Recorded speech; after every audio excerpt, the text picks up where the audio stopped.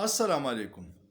زموږ معاشره په هر لحاظ سره تنزلی ته روان ده، تباهۍ ته روانه ده، خو ته چې یو سیکټر لټې نو پای کې ډیر زیات خامیانې دي. نن درته د جعلي پیو، د ملاوټي پیو تفصیل ویم او پاکستان پای کې کم ځای ولاړ دی هغه درته لږ ویم. پیو ته په انګلیش کې ملک وی، بیا ورته په اردو کې دود وی، مونږ ورته پی وایو او په ځینو علاقو کې ورته شوده وی. پاکستان چې دی په پیو په پروډکشن کې په دنیا کې په 4 نمبر دی. اول امریکا ده، بیا انډیا ده، بیا چاینا ده او 4 نمبر پاکستان دی. په پاکستان کې سالانه د 33 ارب نواله 34 ارب لیټر سالانه پیداوار دی.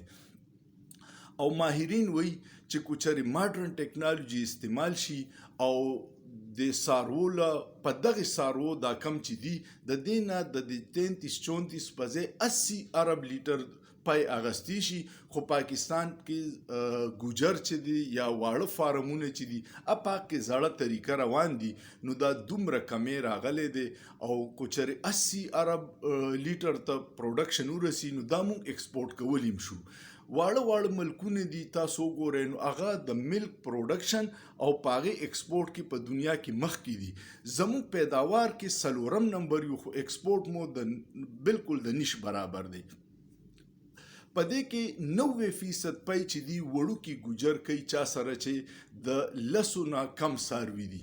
او بیا د دې ټولو پیو پیداوار چې دی د دې صرف 15% نه کم پروسس ملک دی. په فیکټرو کې په دې پیکس کې راشي، په ملک پیک کې اول پرځو، نو دا بیا په دغه کې پیک شي، دا د 15% نه هم کم دی. نو غټ په دې مارکیټ باندې دغه چې دی د ګوجر دی او بیا د هغې سره چې کم نیټورک دی ډیسټریبیوشن خرڅولو والا د دوی دی.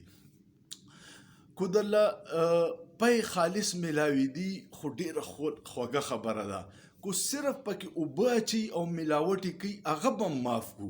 خو پاکستان کې خو د هر څه خار ناپرسان دی، تپوس نشته.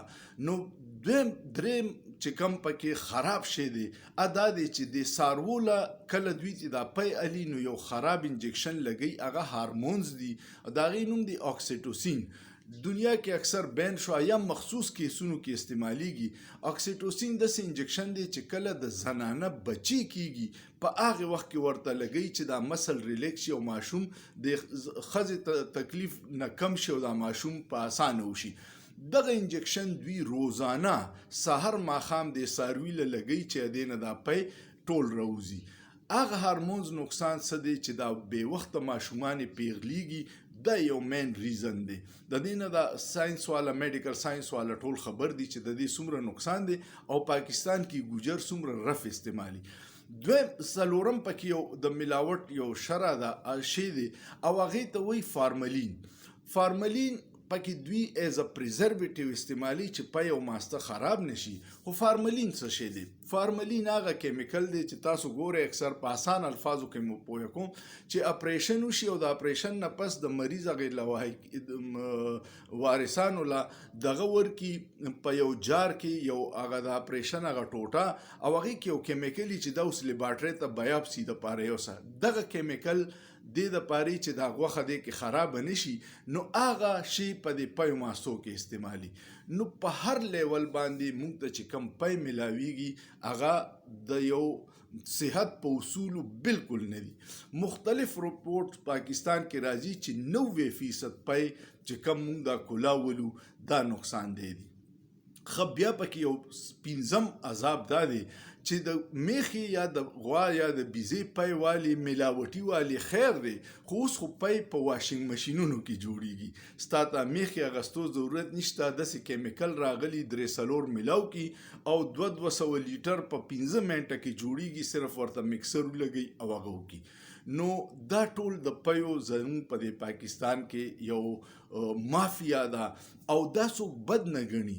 زه اکثر دا ویم چې موږ په دې اخلاقی مسایلو باندې زموږ علما حضرات توجه ورکي نو ډیر به ښه وي، ځکه چې دا کل عام کیږي، ملاوټ کیږي، بیا پکې اکسیټوسین انجکشن وي، بیا پکې فارملین وي، او بیا د غوا میخي نه ټوټل د کیمیکلو جوړ شوي په استعمالیږي. نو الله دې زموږ صحتونه راکړي او الله دې موږ د دې هر څه نه محفوظ وساتي. خو چې 33-34 ارب لیټر ته سالانه استعمالې لازماً به د دې بیماریانو شکار کېږي. ما وی چې تاسو ته لږ د پیو تفصیل ویم چې پاکستان کې د پیو څه معیار دی. امید لرم تاسو به ویډیو خوښه شوي.